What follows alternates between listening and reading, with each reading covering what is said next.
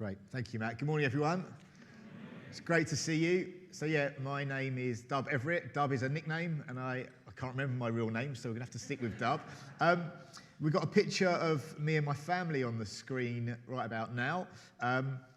There's my beautiful wife, Tanya, and then Abby and Will and Ethan. This picture was taken probably 2 or 3 years ago, and the reason we've taken an old photo and given it to you is because it's the last time my boys look smart. In fact, the little one, who's now 6, we were laughing recently over dinner because we were all sitting around, and I was just laughing, saying, Ethan, I thought that you went to school in a white T-shirt, but you're wearing like a grey T-shirt now where you just got covered in dust and mud. So that's my lovely family. I'm from Woking, as Matt said. I'm the outreach pastor at Welcome Church in Woking, and I reckon I am the least likely outreach pastor you'll have ever met. If you had known me when I was a kid and a teenager, you'd have gone, definitely not him.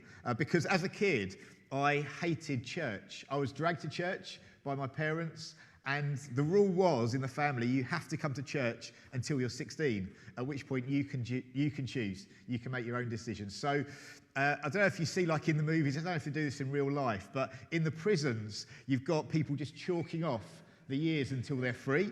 And that was my bedroom wall, because I only had 8 years, 7 years, 6 years, until I didn't have to go to church anymore. So when I was 16, I was free and didn't go near church for about 8 years or so, other than to sell stolen goods to some people at church. Genuine story. And I then became a Christian when I was 24, turning 25, in a way that I wasn't expecting, I wasn't looking for, I wasn't even wanting, but I experienced something of the love of Jesus in a way that just turned me in a heartbeat from Christianity is the most boring thing in the world to, oh my goodness, Jesus actually loves me, and Jesus actually died for me. And so my whole life changed literally in a heartbeat. And I went from hating church to thinking, wow, I just want to go to church on a Sunday, and I want to do an Alpha course, and I want to get to know Jesus. And over time, I want to work for him. And I now am full-time at Welcome Church. And part of what I do is I help Welcome Church with everything outreachy, which is about helping people from Woking connect to the church and hear about Jesus, and oversee all of our social action as well to help people get blessed and cared for by different ministries we run at the church, and always with a vision of we want people to know Jesus because he is the one that changes lives. My life attests to that, and if you're a Christian, I know yours does too, that it's all about Jesus, and he's the one I want to point people to. And so I'm an outreach pastor here today to help, hopefully, you guys. And I know that as a church, you've been advertising for an evangelist recently, which hasn't come through. But chatting to Matt and the team, I hope and I believe that I can play a part in helping you get mobilised into reaching out to people around you today. I believe that some of the stories I'll share will encourage and inspire you and cause you to think, maybe me, maybe people in my life. So that's the aim of today. But I know that when it comes to that scary E word, evangelism, it can feel like the most scary word in Christianity, can't it? It's like the word we wish never existed. Because, I don't know about you, we've all got our horror stories of trying to do that evangelism on someone, or someone trying to do that evangelism onto us. And it can just be really awkward and uncomfortable, particularly when it's not done well. So we can, as Christians, think, I want to do the other parts of Christian life, but not the E word. It's become the E word because we're too scared to even say the word. And I think there's loads of reasons why we don't want to share our faith. And one of these can be, I don't know enough, because we think evangelism is for experts or professionals or theologians, people who know all the answers. We can think, I'm not outgoing enough, because evangelism is for extroverts who love going up to strangers and doing funny dances in Tesco's and then praying for people who aren't looking to be prayed for. We can think, I'm not pushy enough because evangelism's for Christian salespeople. I was a Christian salesperson. I was a sales director, and I then became a Christian. And I used to, my wife used to organise dinner and drinks to invite people over, but in my head I knew it was dinner, drinks, and a preach. And I would preach to people in our front room after dinner, and weirdly, it never went well. I remember one time with our friends Nat and Will, who were sitting in our front room, and I just, after dinner, said, oh, do you mind if I share something with you? And I pulled out my preach. This is a real story. And halfway through, I just noticed, I noticed that Nat and Will weren't looking to kneel down and pray to receive Jesus. They were looking to jump out of the window. But we can think that it's only Christian salespeople who want to evangelize, and that's not me. We could think it's awkward because of things like I've just mentioned. And we can think of the soapbox preacher in town that can clear a town centre in seconds when they stand up with their microphone and their placard. It's awkward. People think I'm weird. No one is interested, we can think. Do you ever think that? No one's going to be interested, not in my life. We hear these stories out there, but no one's going to be interested around me. We can think it's too much pressure, because if salvation, if someone becoming saved is on me, that is a lot of pressure. I don't know about you, I can't even save a Word document correctly, let alone a soul. So how can I possibly be responsible for someone becoming a Christian? It's too much pressure, we can think. So we can think, I'll tell you what, God, I'm just going to leave it all up to you. And I'm going to get on with the nice parts of church life, like attending our prayer meetings or worshipping on Sunday, or the most important one, trying not to swear. We can end up thinking, oh, I'll just do the other parts of church life, but the E words, I'm going to leave it to other people because no one's going to be interested in my life. But what if they would be interested? What if we are talking about a God that is so proactive in wanting to save people, that he has people in your life that he wanted to save? And what if all of these things are irrelevant because sharing Jesus with people is something different to all of these things that we might think it is? What if there's someone in your life that you could have the deepest pleasure of seeing come to faith in Jesus? Wouldn't that be something? Wouldn't that be amazing? Can I tell you, I'd say the deepest joy in my life is seeing people become Christians. It is just, I would say that it feels like to me there's nothing like it. Because I know it's changing their life for now and for eternity, and there is nothing like it. And I believe for you as a church and for you individually, God would say, hey, I've got people in your life that I've lined up to come to know me through you. So, what do you think God feels about lost or messy people who are far from him? Because your answer to that question might dictate how confident you would be in sharing Jesus with them or not. Because if people are, if you feel God is angry with people or just thinking, I'll tell you what, once you sort your life out, you can come to me, it might really affect your confidence in whether he is going to reach out to them or not. And if you're not a Christian, your question, how does God feel about people who are far from him? Your answer to that question might affect how confident you are to approach him or not. Let's find out from Jesus about the answer to this question, how God feels about lost or messy people who are far from him. In Luke chapter 15, Jesus told 3 parables, boom, boom, boom, one after the other, in order to make a point 3 times, because he didn't want us to miss it, because he knows that with us, we can just see it and go, oh yeah, but maybe it was something else. So he's going, no, I'm going to tell you 3 parables in order to help you really see it. I'm going to just read you the first one. Luke chapter 15, verses 1 to 7. And it's the parable of the lost sheep. Now the tax collectors and sinners were all gathering around to hear Jesus. But the Pharisees and the teachers of the law muttered, this man welcomes sinners and eats with them. Then Jesus told them this parable. Suppose one of you has 100 sheep and loses one of them. Doesn't he leave the 99 in the open country and go after the lost sheep until he finds it? And when he finds it, he joyfully puts it on his shoulders and goes home. Then he calls his friends and neighbors together and says, rejoice with me, I found my lost sheep. Jesus then said, I tell you that in the same way there will be more rejoicing in heaven over one sinner who repents than over 99 righteous persons who do not need to repent.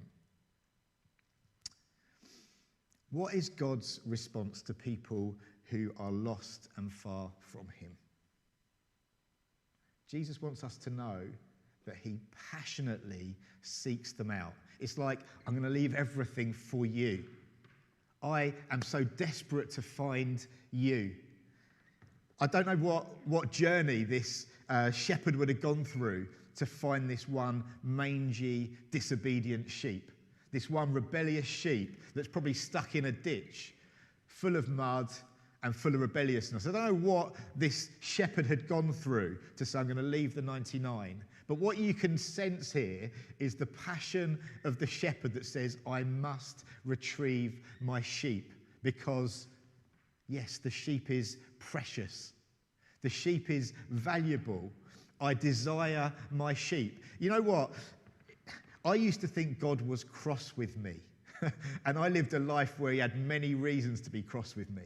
But my experience of Jesus, my first experience of him, was love, was kindness that drew me to him. And this sheep, you don't imagine from this parable that this sheep, when the shepherd finds it, it doesn't take his stick and give it a beating and then say, I'm going to leave you in the ditch for a few more days and I might come back for you. No, he grabs the sheep, he puts it on his shoulders. He's going to have muck all over him as he picks this mangy sheep up. He doesn't care. He's got his sheep back and he carries his sheep full of joy home. Can you get a sense for God's heart for lost people? Isn't that amazing? Isn't that more than you'd expect from God? No, you need to sort yourself out, we might think. And he's saying, no, because I know you can't do anything. You're just going to, they're all just like sheep stuck in a ditch, but one after another, I'm going to go and find them. Jesus said, I have come to seek and save the lost. That's Jesus' passion for people in your life. That was his, if you're a Christian, that was his passion for you. And he didn't finish saving people with you. You weren't his final one. You were precious to him. And you can see how precious you are to him because he says, can I tell you, there is a party in heaven. There was a party in heaven the day that Jesus saved you. It's not a metaphor, it's a literal party. Jesus threw a party, such was his delight when he brought you back into God's family. But he didn't finish with you. You might think, there's no one beyond me. Can I tell you a secret? You are not harder to save than people in your life. You're not easier to save than people in your life. You're not the easy one, and then Jesus has gone, but the rest of them I just can't get to. The ditch is too deep. I can't get to those sheep. That's not true. Jesus found you as difficult to find as the next one, and the next one, and yet he said, I'm going to go and find you. And he would say that about people in your life as well. There are people in your life that he would say, I have come to seek and to save them. It's just incredible. And in case you have missed it, Jesus then tells a second parable and a third. The parable of the lost coin that results in a party. And Jesus saying, do you know there's a party in heaven amongst the angels over every sinner who repents, who turns back to God? Then the third one, the parable of the lost son, or the parable of the prodigal son, who, when he just turns back to his father in shame, the father runs to him, wraps his arms around him, restores him into the family, and throws a massive party. Do you think Jesus wants to help us get something of the heart of God as he shares these three parables? And so Jesus is passionate not just for you, but also for the people in your life. And so it's really important we start there. Because if we start anywhere else, we can think, this salvation thing, this evangelism thing, it's all on my shoulders. It's such a pressure, it's such a weight, and I'm not equipped, and I just won't do it. But if you start with God's passion for people in your life, you can think, wow, God, I wonder how you're going to reach out to them. God, I wonder what methods you're going to find to pull them out of the ditch, to reveal your love to them. Do you know, Jesus revealed his love to me about 3 a.m. on a Saturday night after I'd drunk 10 beers and 15 vodkas. And I experienced something of the love of Jesus that made me weep. And I thought, you're just drunk, you'll be normal in the morning. And I woke up the next morning going, I've experienced the love of God and my whole life has changed. That's what he did for me. He doesn't find it too difficult to reach out to people in your life and my life.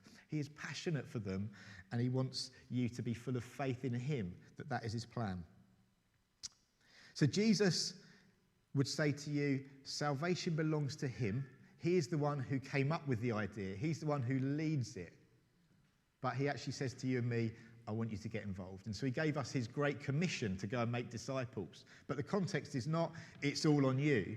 The context is, hey, this is my mission. Would you tag in with me, please? Because I've got people that I want to reach through you. And so how can we play our part in Jesus' Great Commission? Well, the good news is it's not through angry soapbox preaching, but it's by fulfilling Jesus' great commandment to love. You fulfill his great commission to reach people by fulfilling his great commandment to love people. And so at Welcome Church, we don't talk about evangelism anymore. It's just a horrible E word. Instead, we talk about loving people towards Jesus.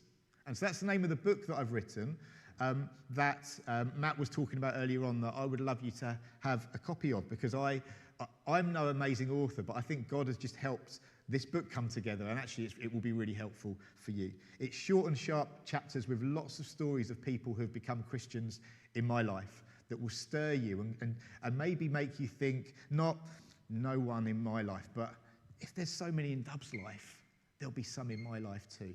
So do take a copy and read it. And what you'll see about loving people towards Jesus as we chat today and as you read the book is loving people towards Jesus isn't weird, it's not pressurized, it's not for professionals, it's normal, it's relational, it's considerate, it's kind, and it's actually enjoyable.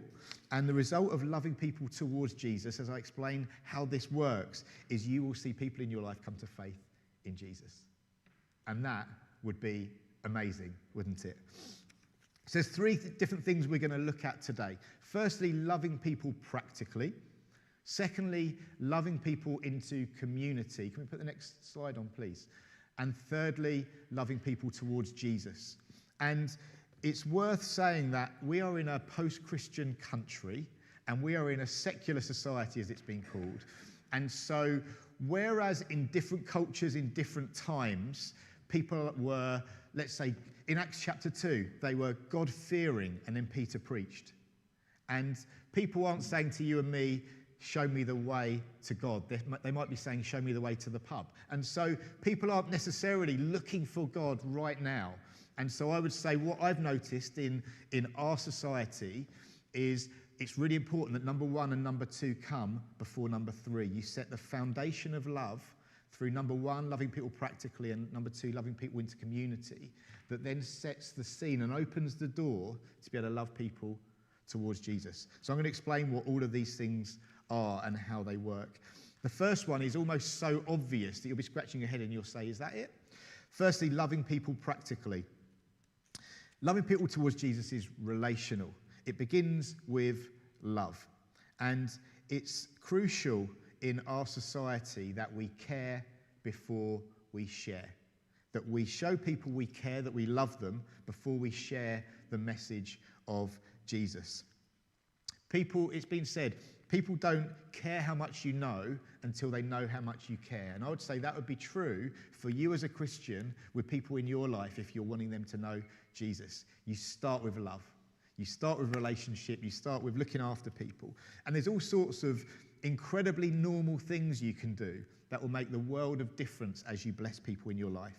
So you should invest in friendships. Make a coffee and chat to your work colleague. Invite your neighbour round for brunch or for lunch. Talk to that person at the gym.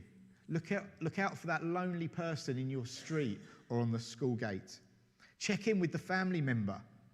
Make a cake for that isolated neighbour. That person who you know is struggling, drop them a message. How are you doing? There's so many simple things. Remember someone's birthday. Ask that person how the operation went.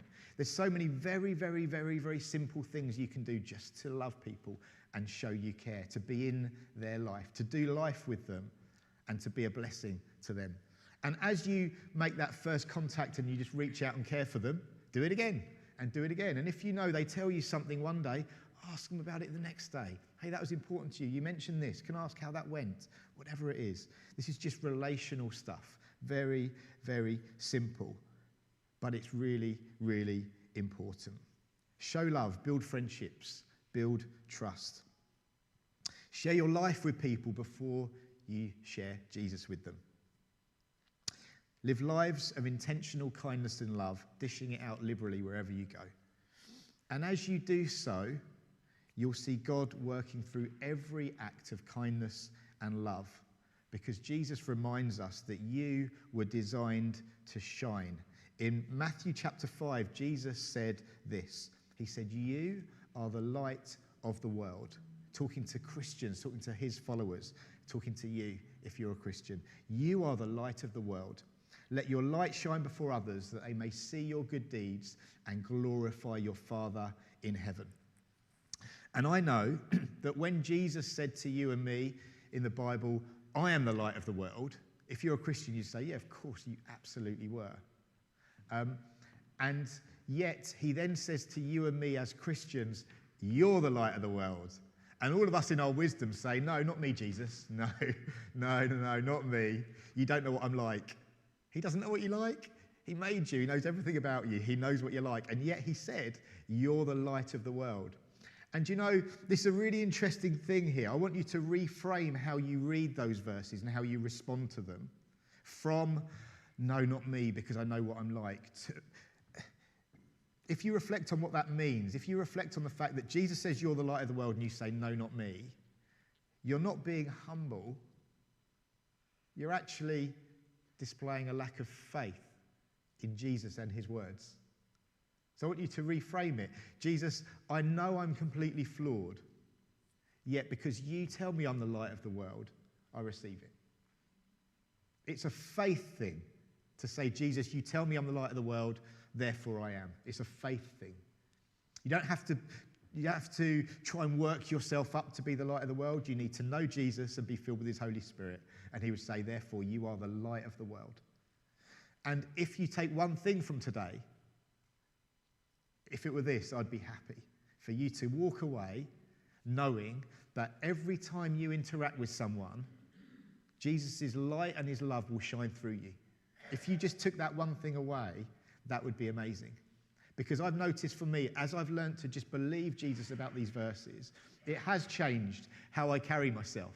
It has changed how I interact with people. And it has changed what I expect to come out of conversations. Because I'm operating knowing, get this, I used to think as a non-Christian, Dub's pretty special. And then I realised, no, when I became a Christian, my word, Dub, you're just a complete idiot. But you're loved by Jesus. But now, I don't think Dub's pretty special. But what I do think, what I do believe is, as I interact with you, I believe you're blessed. And you might think that sounds arrogant. It's really not. It's faith. It's faith. Because Jesus is shining through me. I'm just receiving his words, his truth, and his Holy Spirit. And I'm therefore confident that you're blessed right now because you're listening to someone who Jesus is shining through. And I want you to receive that for yourself as you interact with the milkman or the postman or your work colleague or whoever. Wow, Jesus, you're shining through me because you've made me the light of the world. Isn't that amazing? Receive that in faith today. Let me tell you about Dan's story. At Welcome Church, for years we had a groundsman called Colin. He was a lovely guy who loved to chat. Really long chats when you're busy, that sort of guy. Lovely guy. And he told me once, he's got a daughter, Susie, who used to be a Christian, and her husband, Dan, who completely isn't a Christian. And he was thinking, I'd really love Dan to meet some other Christians because I'd really love him to somehow become a Christian. He told me that Dan loved football and golf. And I thought, bingo, they're two things that I don't love bingo. I thought, bingo, those are two things I love. And I was introduced to Dan not long after that, and we just had a chat. And through that chat, I knew he loved golf. So I ended up saying to him, why don't we go for a game of golf? I have got membership at a nice golf course quite near us through that business I used to work for. So we went for a game of golf, me and him and two other people. Didn't know him particularly well, but I knew we had a good link through football and golf. And my word, the depth of conversations on that golf course were quite amazing. We had in-depth conversations about whether or not Fulham were going to get relegated and whether it was a 6-iron or a 7-iron on that next shot, because you've got to get it right. Really deep conversations. We just hung out and we enjoyed each other's company. We then, off the back of that, we met up again. We had another game of golf. Then we invited Dan and Susie and his girls over for lunch one Sunday. And we just were enjoying getting on. Spent a bit of time with him, introduced them to other people that we within the church. And then our Alpha launch, we used to run Alpha launch nights with, we had a comedian coming. And the weird thing is, this comedian really looked like Dan. And so, always looking just for an opening and an opportunity, I thought, There you go, there's one. So I said to Dan, Dan, we've got this Alpha launch night. It's whatever it was, probably a curry and a comedian, and we're going to talk about our Alpha course. And I said, you need to come because the comedian looks more like you than you do. That was my pitch to him. That was my invite. And so Dan went, oh, okay, I'll come along. He then said, oh, can I bring my friend Russell? So him and his friend Russell came to this Alpha launch night. And I was amazed at the end of the night when he and Russell signed up for the Alpha course, which started the following week. And we put him on a table with a lovely couple, and it was a nice table. They all got on well. And Dan the skeptic started becoming a little bit more open to Jesus week by week by week as he was just spending time with Christians and hearing about Jesus over a nice meal. As Alpha finished, he hadn't become a Christian, but that group kept meeting in Mike and Lou, who were the table hosts, in their home every week. They'd do a bit of food and they'd just go on a continuing Alpha sort of journey. And 4 months after Alpha, Dan became a Christian. And it was wonderful when he got baptized in our church. And what I would love you to take from that is God has given you interests to enjoy and people to enjoy them with, but he wants to encourage you to do that in faith, looking for how he might be at work. In the space of doing life with others through common interests, God will work to draw people to him.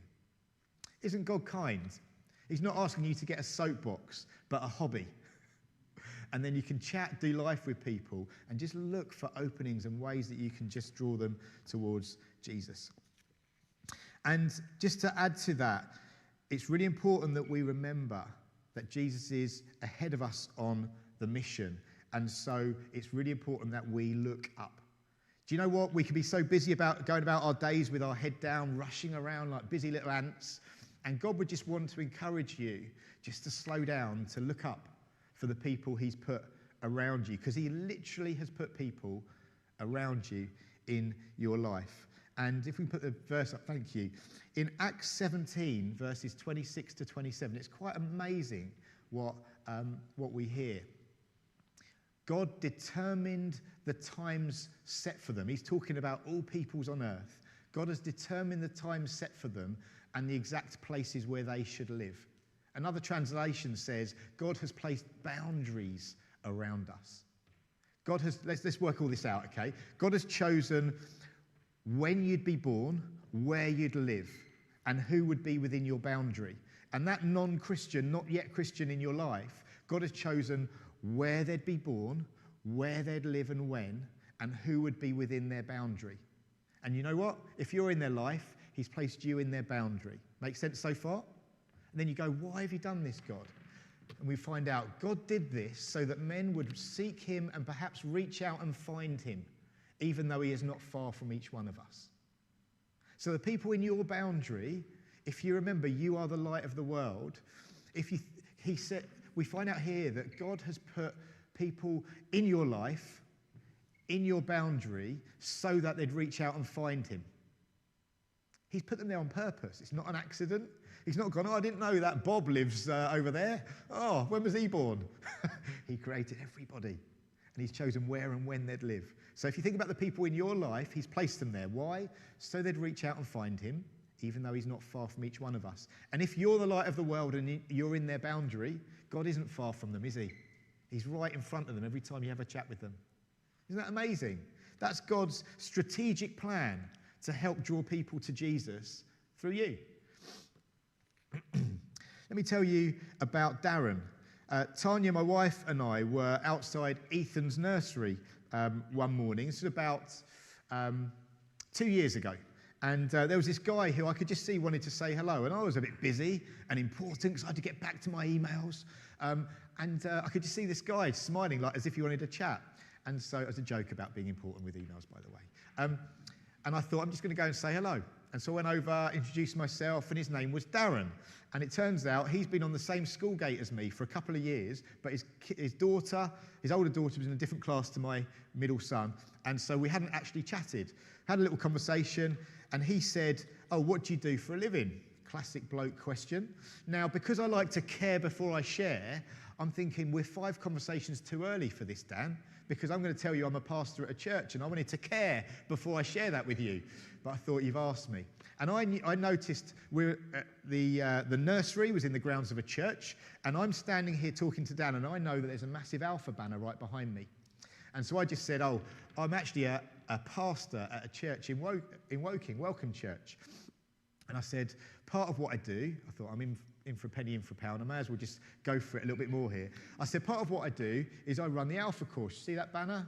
I said, I don't know if you've heard of that, of the Alpha course. Now let's pause. If God had not placed Darren in my boundary on purpose, and if God was not on mission to seek and save people, what goes with that conversation? Oh, never heard of it. That's what he'd say. But if God is ahead of me, and if God has placed him in my life for a purpose, maybe something will come of me mentioning the Alpha course. Do you know what Darren said? I'm not interested. No, he didn't really. He actually said, I've always wanted to do Alpha, I've just never known how or where. So Darren signed up for Alpha Online with us about a week later. On week 2 of Alpha, who is Jesus, going around the group, Darren, who do you think Jesus is? And he said, I think he's the original David Blaine, who was a magician, a trickster. That was his answer. And I'm going, oh my goodness, we've got a long way to go here. He did the whole of Alpha online, and then we did it in person. I thought, need to get him back to do it in person. And on the final day of Alpha in person, I asked him and another friend of ours, Hayley, where do you feel you're at? 'Cause I just wasn't sure. We've sort of skirted around conversations. And Darren and Hayley both used words to this effect, but in their own words. And Darren said roughly this. He said, I've come to believe Jesus is who he says he is. He said, I believe he died on a cross for me, and I believe he rose again, and I want to follow him in my life. That was January last year that he said that to me. And let's have the picture of Darren up on the screen. That's a picture of Darren, and there's at the back, and there's me to the right praying for him after he got baptised on Easter Sunday last year. Isn't that just amazing? What comes of just looking up and going, God, you're at work, so what are you doing today? I've heard someone say a brilliant prayer that they pray every morning, and it's this: God, what are you up to? God, what are you up to today? Can I get involved, please? Isn't that a different way of looking at the big E words? God, I know you're at work. I wonder if you'd let me just join in with what you're doing, because there's Darrens in your life, and there's Dans in your life. So loving people practically is just really important. But the second one, which is where you can often see momentum building, is where you love people into community. We are said to be in a loneliness epidemic. More people are cut off from people than ever before. Lockdown caused that. I think the digital world caused that. And more people are living disconnected lives, and they're lonely. And do you know people need community? And did you also know there is no community in Beaconsfield like this one? Do you know there's no community on earth like God's family? And so if you think about you as a Christian shining brightly because Jesus says you're the light of the world, picture one star shining, solitary star shining in the sky. And then think about a sky full of stars. Wow, what an impact.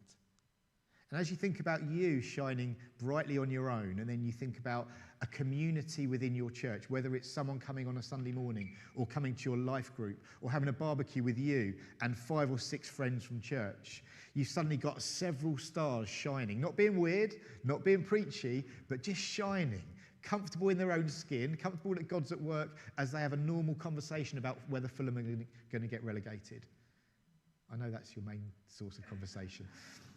Just being normal, but being confident, God, you're at work in all of it.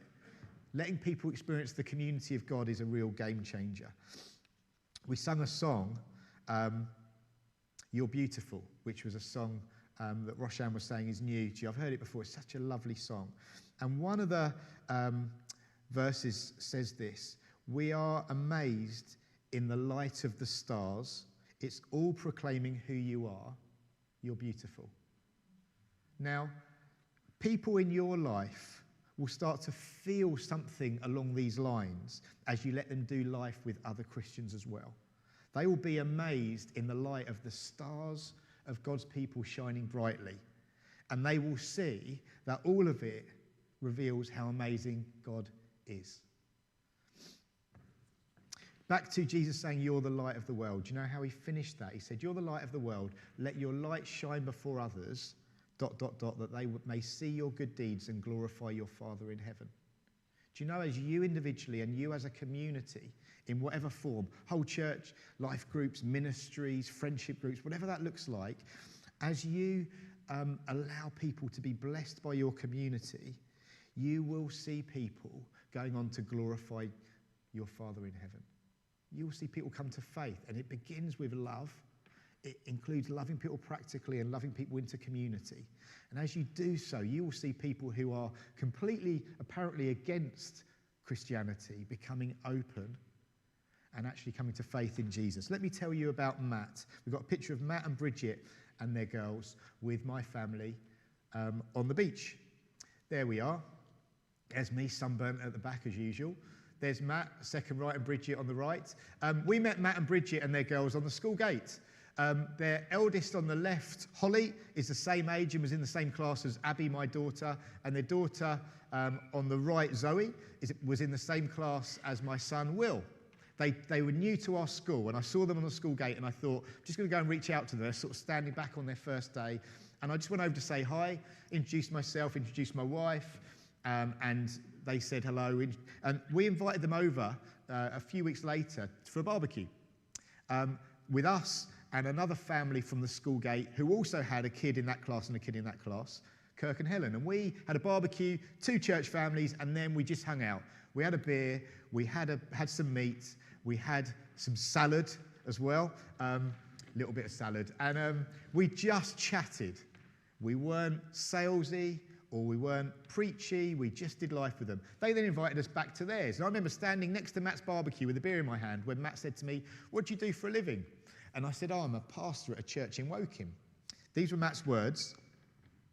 He said, I hate Christianity and I hate people talking about their faith. True. That one was true.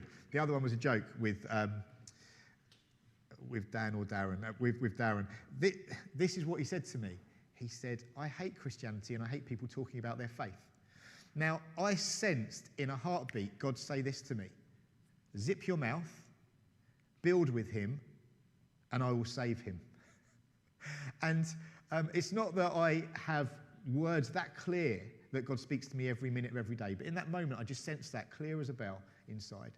And I remember thinking, God, I can do the zip my mouth, as in stop talking about my faith thing, and I can build with him, but good luck with saving him because he's a tough one. And so we just did life with them. We kept having them round to ours, to Kirk and Helen's.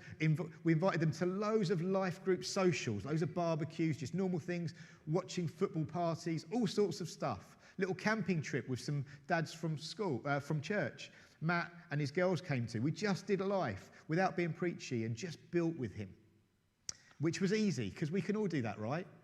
And I didn't preach because God asked me not to. Imagine if God said to you, zip your mouth, don't be preachy, just build with people. Right? We then, a few months later on, Matt and his family turned up at church on a Sunday. And I said, Matt, I hadn't invited him because God told me not to. I said, Matt, I wasn't expecting to see you here. How come you're here? He said, I don't want to be here. He said, my girls have been nagging me for ages to come to welcome kids with your kids, so I'm here.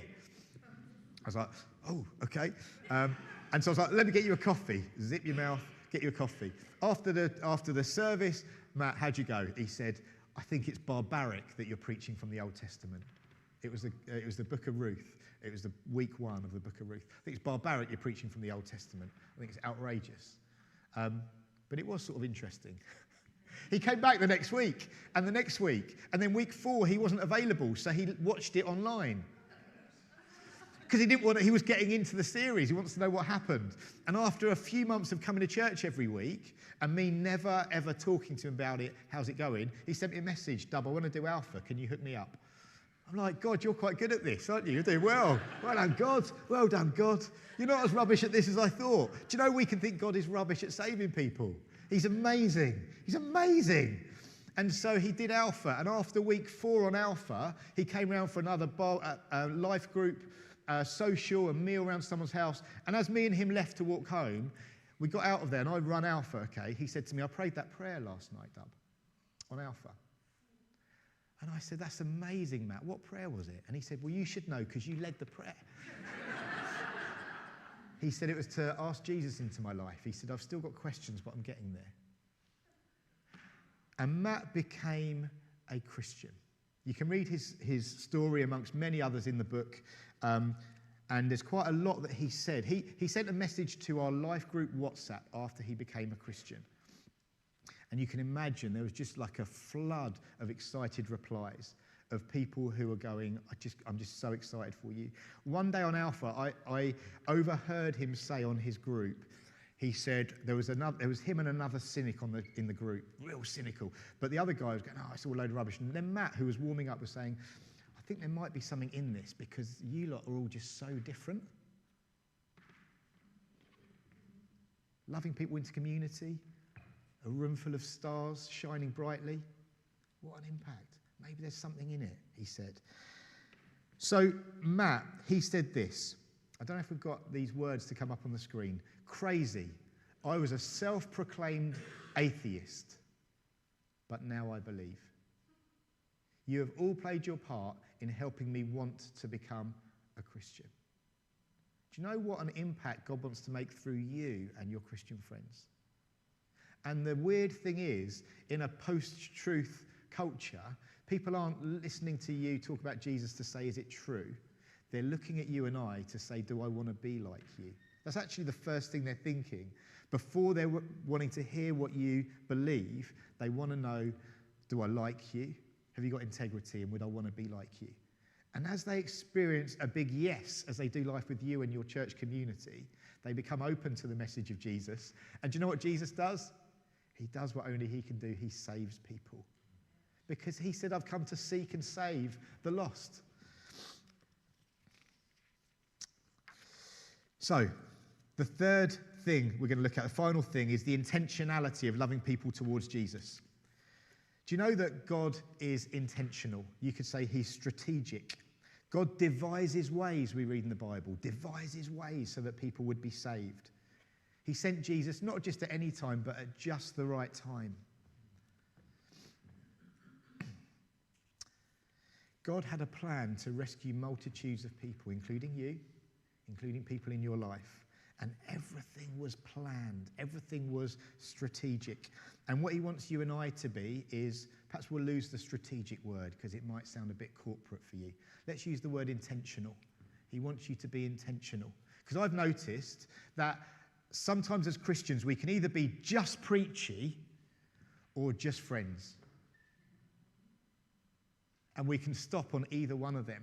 And actually, lots of our ministries can be just preachy or just friendly.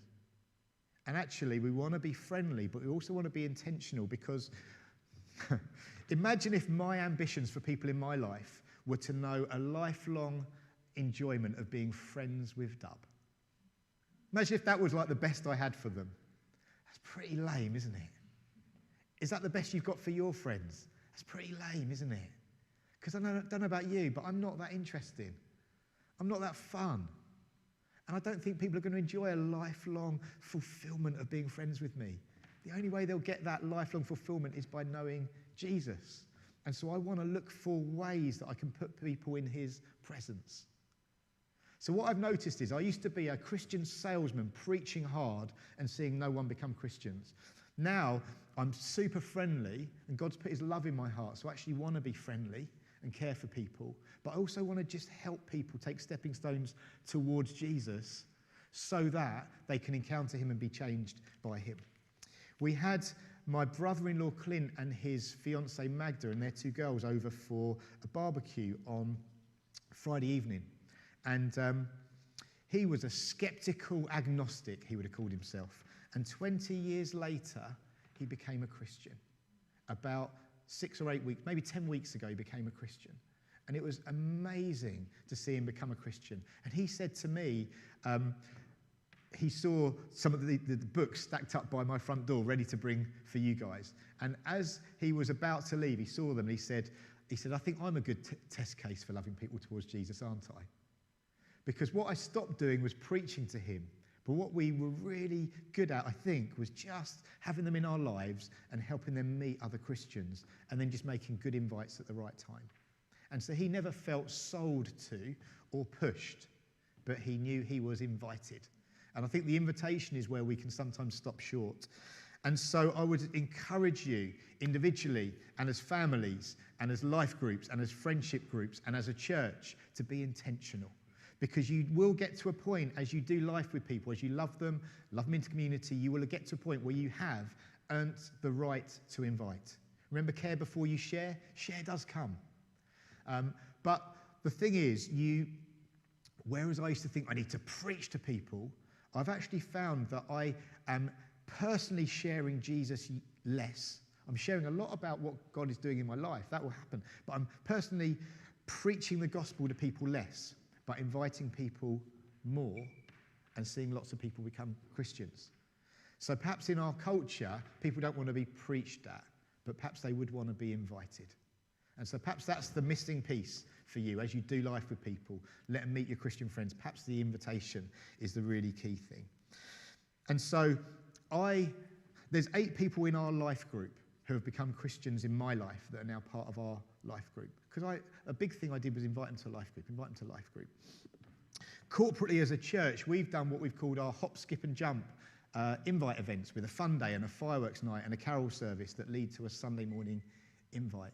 And as we did that in 2019 and then did it again last autumn, we've seen our church grow by a lot of people because people have come on that invitation journey.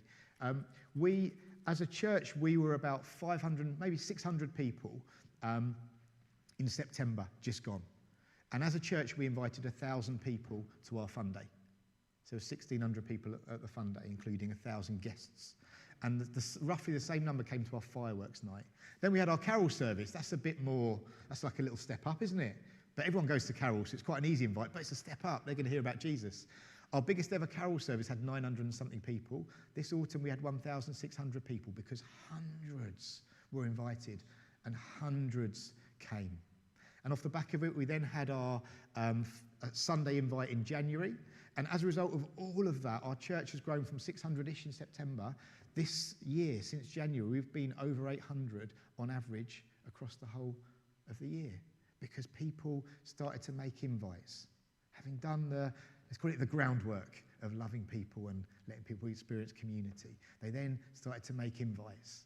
And they saw, wow, my friend said yes. My friend said yes as well. So what can you learn? Perhaps there's stuff you might want to do as a church. You've got your magician coming soon. Perhaps that's an invite. Perhaps that's your invite. Perhaps there's stuff you can do as a church, but perhaps there's stuff you can do within ministries. What about Hope Toddlers? What could you do within your toddler group?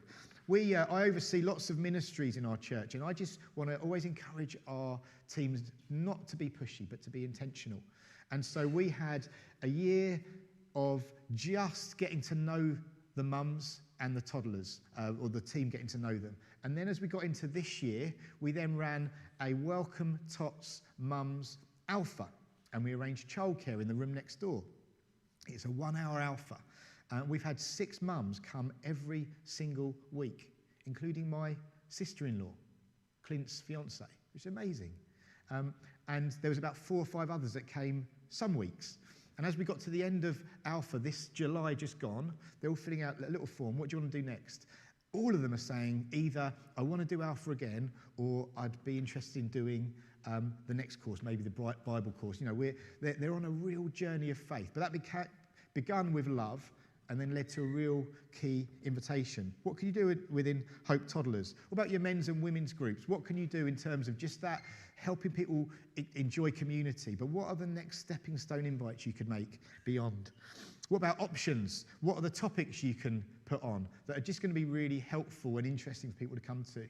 Who can you bring to those options days? What are the ways you can make people feel super comfortable? as they come along. Because as they come and they feel comfortable, there's a next invite and a next one, and away you go. What about kids and coffee? That feels like a real opportunity for you guys. It's a Friday afternoon, and it reminds me a little bit of our Welcome Cafe, just a community space for individuals and parents and their kids. And we ran Alpha Bite Size. Having done Welcome Cafe for well over a year, we then introduced Alpha Bite Size, a 1-hour alpha, and 15 people did Alpha Bite Size with us. Perhaps there's an invite to an alpha that you could do that's just going to be good for the parents while the kids are having fun in the other rooms. What about life groups? It might be that your life group is one where you're singing worship songs and you're doing Bible studies every week. Perhaps there's a season to pause some of those things and just make it a social environment where you as a life group get inviting people just to come and do life with us, come and do life with us. Let me go as far as this. Making it a social space for your not yet Christian friends is not less spiritual than reading the Bible together. And it's not less spiritual than singing worship songs in a front room together. It's not. It's something that is so close to Jesus' heart. He is so passionate for people in your life. And he has given you all sorts of opportunities in what you're already doing. And there'll be lots more as you start to look up and think creatively and say, God, what are you doing today? How can I get involved? You'll see all sorts of people. Suddenly, it's almost as though they pop up in your life. They've probably always been there, but you're now seeing them. And then you can help take them on journeys towards Jesus. And you can have the rich privilege of seeing different people in your life become Christians. As people come on a Sunday, you've got some people with a lanyard who are on the welcome team. You're all on the welcome team, though, aren't you? As new people come, your church of this size right now, you'll know if there's someone new. Don't pounce, but be friendly. Perhaps you can help someone settle and just find their place amongst you. God has plans for you. He's got wonderful plans for your town through you. He's got wonderful plans for your neighbours and your colleagues through you. And he just wants to encourage you that he's passionate for them. He's leading the way, but he says, would you get involved in my mission, please? So the books are there. As Matt said, there's a suggested donation of £5 or £6. The most important thing for Matt and the team is you take one. So if you've got no money, take one. If you're thinking, I haven't got any money today, but I'd like to give some money next time, take one and put some money in next time. Take it and read it. As life groups, I believe you're going to be going through the book section by section just to really help you explore more what I've talked about in the last, it's been too long, isn't it, 45 minutes or so. You can work out over several weeks and start to think as individual life groups, what can we do? What can we do? And who are the people? Who are the people? I think the worship band are going to lead with one more song. Is that right? If the band can just come up as I pray. Let's stand together. I just want to pray for you.